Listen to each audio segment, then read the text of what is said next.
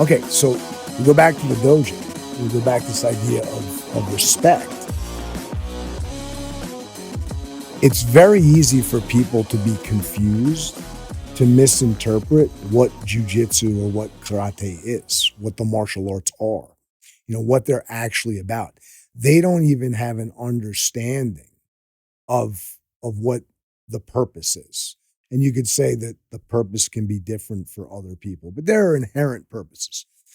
And I'm of the belief that most people enter into the martial arts with a very, very cloudy perspective. Self-defense? Sometimes, but of what to expect. When you say self-defense, what do you mean? Well, I think a lot of people enter the martial arts for a feeling to overcome this feeling of vulnerability that they have physically. Mm-hmm.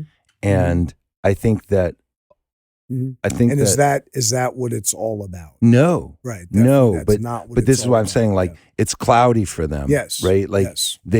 So they have a hard time, like they don't quite know what to respect. Right. And if they're only there for that one purpose, and right. they get very confused by all the other things they encounter. Right. So it's hard for them they don't know what it is that they're trying to trust. Right. And if you don't know what it is you're trying to trust, you have a hard time respecting it. So I'm not trying to give everybody a pass, because on the one hand, I'd like to say it didn't take me very long, but I don't want to sound arrogant. But it just didn't take me very long. Like I figured out very early on that I had a lot of deficiencies. And what's wrong with you? Yes, exactly.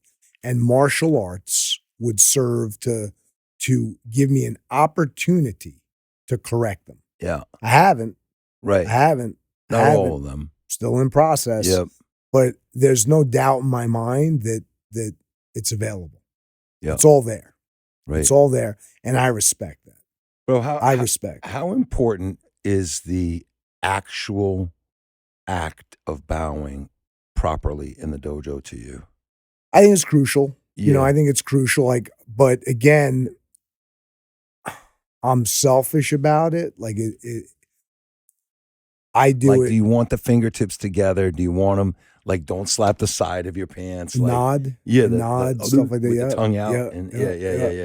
Yeah. How much does it drive you crazy? It drives me nuts. But I got to tell you, what it does is it makes me value all the more when I do it right. When I do it to the best of my ability. I bow for me. Not to me. I bow for you. Me. Yeah, it's part of your practice. Yeah, I don't, and again, there's different perspectives on this, different points of view. I don't know any, but I don't know any different points. I don't expect students to bow to me.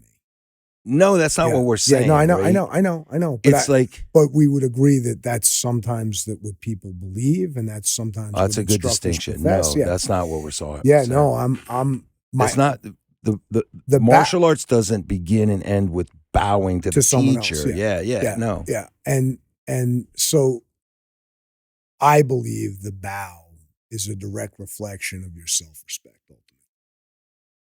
Ultimately, there it is. Ultimately. And even down to the physical movement. Absolutely. Of it, where your eyes, mechanics of it. The mechanics. You're I know at the dojo you say os. What is right? Os? Even the what does my handshake reveal? Does my handshake reveal everything? But you have a dolphin fin? Does it That's what you got. reveal how I feel about you and what I think about you to some degree? It does. But what to it some completely degree. reveals is how I feel about myself. Yes. Completely. Yeah. Completely. And the bow is the same thing. Yeah. The bow is a very obvious indicator of how someone feels about themselves. And it plain and simple. Now you go, well, what about respect for the art? If you don't have self-respect, you're incapable of respecting the art. You can't. You could pretend to. You can admire the art. You can look at it and know this is something that has value. It's important. It's a treasure. But you're not really capable of respecting it until you've developed some self-respect. You just can't. the dojo is supposed to be a place where one develops self-respect. Yeah. So there's a process, isn't Sure. there? So when someone first comes in and they're kicking tires and slamming doors and they're skeptical because they've on the compassionate side, I think we'd be hard pressed to deny they've been lied to so many times in their lives already. And that's if they're 7 years old. Forget about if they're. I say this all the time in the dojo. But like, I remember being 6 and 7 and going just like, been told so what many the lies. what the So F is many going lies. on? Like, They've been told so many lies, so many lies. They've just been immersed in this man. sea of lies. And they've told so many.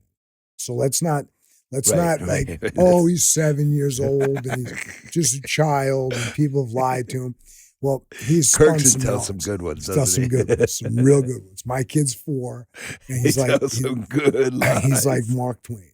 Like he's unbelievable. He's unbelievable. Yep, literally, he's unbelievable. Literally. Yep. I say, Kirk, you're unbelievable. And he sits up straight and he thinks it's a compliment. Like when my dad told me, right. My dad told me I believe in your potential. Yeah. So, and that's just the way it is. So people come in and at least they came in. Yeah. They came in. Well, help me understand, or help us understand, like your thoughts about like this process. Like, well, let's talk about because I remember I remember making a decision to be a black belt. Right. You just took the word really early on, for sure. But once I made that decision, everything changed. Okay, but let's jump to this. Now this student is a black. They're Shodan. They're a black belt. It's the beginning. It's I understand, I get that, and I agree with it. But they're a black belt now, and they're still skeptical. They're incapable of trusting anyone. Which, look, if you're a thief, always thinks he's being robbed. Yep. So I get it. Yep. Like, I'll give you a hug. Like, yep. you want a hug, you need a hug. Yep. But you're in your own way. If you want to get something out of this practice, you've got to suspend your skepticism and disbelief. You've got to embrace the purity of it. Well, it's not pure. Well, I know it's not pure because here you are. This is what I try to do. Here we are. I try to transcend that, like by going like, look, the principles are laid out. Sure. The art is right here. It's all there for the taking. It's all right there. Right, but so is the math. The math was all right there. I failed to recognize its value. And there's probably some of my math teachers right now doing a podcast. So I don't want to invalidate your frustration because I feel that frustration too.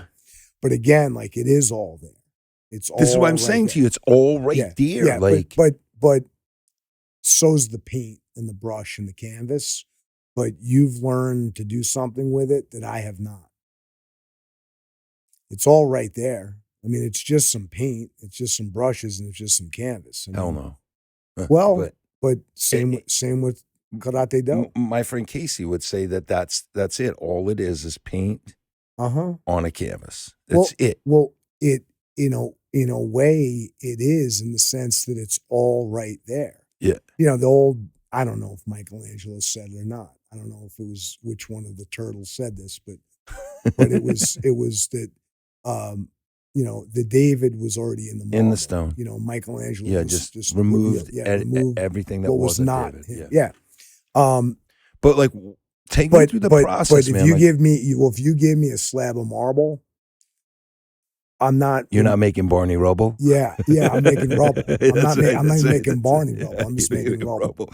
Listen, but like take like. But again, how does the student? How does the beginner student? Do I respect the David? Do I respect Michelangelo's mastery? Do I respect?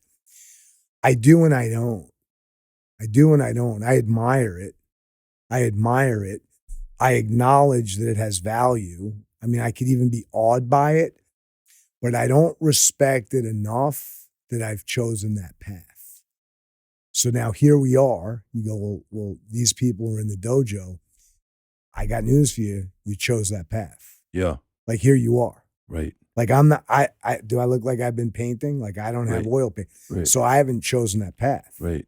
That doesn't necessarily give me a pass, but it speaks to the fact we're talking about people in the dojo. Well, specifically beginners, right? Like, yes. so Black they belts too. Yeah, but I understand. But my question originally was like, I say you got 2 months. I say you got 2 months to like you say, like stop slamming doors and kicking tires and make the decision. You know, like you go from trying it out, which is great. Sure. You know, and I got reprimanded by you. Like I was like, I don't know if I like during one of the COVID sessions with Buzz. You know, I was like, I don't know if I like people trying it out. And both of you like looked at me and like, I just wasn't in the, like, I wasn't thinking straight, right? Like, you're right. Like, come try out the martial arts, right? But like at some point, like, you gotta be all in. And then you're working on these things of self-respect and the representation of Ray, right? The what's the meaning behind the action, and how does that relate to your entire practice, and how does it relate to how you behave in the dojo? And you're not trying to absolve yourself of responsibility in the name of the flaws of the people around you. Like my instructor is not perfect. My classmates are not perfect. This guy did that guy did. Listen, you're not very proficient at karate. This is you would want to say to this individual. Like, and you could say that another way of saying that is you suck. Yeah. You suck at this. Yeah. And the more time, energy, and effort you spend on trying to figure out other people's inadequacies, deficiencies, and flaws, yours are getting bigger. Yours are growing. They're not shrinking. Like confessing the weaknesses of others does not correct your own. Right. So it's time to get busy, down to it. Right. Get busy. Right. Yeah. And again, like if you want to prove jujitsu to be a farce, or just that your self-esteem is such that your strategy for connecting with people is say that jujitsu doesn't work than I don't work. Right. I'd much rather say that the technique doesn't work than I don't work. Right. And yeah, it's easier. It's less painful in the short run. In the long run, it's excruciating because it catches up with me. Nothing works. Like here I am and nothing works. Well, a lot of things work, but I was incapable of making those things work. But other people have done quite a good job of it. So let's bring it back to Ray. Sure. Let's bring it back to, you know, and I love what you said, like how like if you stretch it out, like if you go a step further. And, you know, for me, I've been thinking about this, like stretching out the idea of Ray, the idea of the bow. And I get led to gratitude. Yes. You know, like without gratitude, there's no martial arts, but more importantly, there's no life. There's no joy. There's no joy. There's no, right? Like you don't. Yes. So, you know, I think I don't know who said it or who it's attributed to, but like there's this, in the gap between fear and courage, the gap between like being terrified and almost driven to inaction and the ability to actually take action is gratitude. That's what gets you off your ass. Yeah. And if you're void That's of how gratitude, I see the bow. Yeah, the bow is a representation of that. An expression of your reasons why. Right. Yeah. Yeah, your gratitude. You have your reasons why. There's also there's a lot of value in I really don't feel this way, but I'm going to act as if. Yeah. See, I often. Yeah, Vizio would tell me that. Well, he's like, you're making believe, and it's okay for now. Yeah, but you need to like. I go into the dojo, my own dojo, and my ankle, my knee, my hip, my back, and I feel like shit. And I you know, the realities of life are closing in on me, and but I make believe. Right. What I'm there for. Even in capacity as an instructor, I might say it probably at my busiest, I would spend 7 hours on the mat of actual instruction. Right. And these days it's more like 3 or 4. Yeah. So, and for 3 or 4 hours, I don't want to say put on my game face because that cheapens it. But I act as if. Look, I act as if my ankle, my knee, my hip, my back don't hurt, and the pain doesn't go away, but it hurts less. Yep. When I act like my ankle, my knee, my hip, and my back hurt more, they hurt more, Mm-hmm. a lot more. Mm-hmm. So even when I'm not feeling what I should be feeling, I go in and I act as if. I behave as though, and I get there. You get there. I get there, yeah. Or you get closer to there. Yeah. Each Look, class. so how do I know? Like, how did I stumble upon the idea, the notion that a fat guy, for someone who's morbidly obese, a fat guy, is skeptical? Because I have my own versions in my own life of being a fat guy. Yep. So I'm aware of the skepticism. I'm Yeah. aware of how that's an affliction. It's a human affliction. I struggle with it myself, and I think everybody does. But that's one manifestation of skepticism is, okay, look, my mother smoked 4 packs of cigarettes a day. It said right on the box. It said, Causes cancer. this is going to fucking kill you. Yeah. Like this, I don't know if there's a skull and crossbones. I don't know. There's a skull and crossbones. Yeah, this shit's gonna kill you, right? But my mother had enough references of people that lived long enough. That like, and doctors being full of shit. Like, there were enough references of like bad medical advice and like prescribing drugs that ended up causing birth defects and blah blah. You know, she stacked all these reasons why her skepticism, along with her addiction to nicotine, like that was it. Yeah, that's all she needed. Okay, but the moment she stopped being skeptical and she bought in hook, line, and sinker that this is crazy and I've got to quit, she quit. She's no longer skeptical. But until she had that skepticism, she continued to indulge in that behavior. So when people behave erroneously on the mat, it's a function of they're not there yet. The respect isn't there because they've overlooked the value. And our responsibility is we might try to do a better job of helping them to see. Well, there we go. Tom, thanks so much. Martial arts begins and ends with respect. Yes, with the bow. Yes, sir. Nice job. Thank you.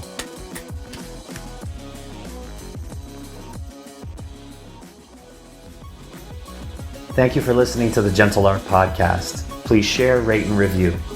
And if you have any questions or you'd like to reach out, please contact us at the GentleArtPodcast@gmail.com or contact us on Facebook, Instagram, and Twitter, or thegentleartpodcast.com.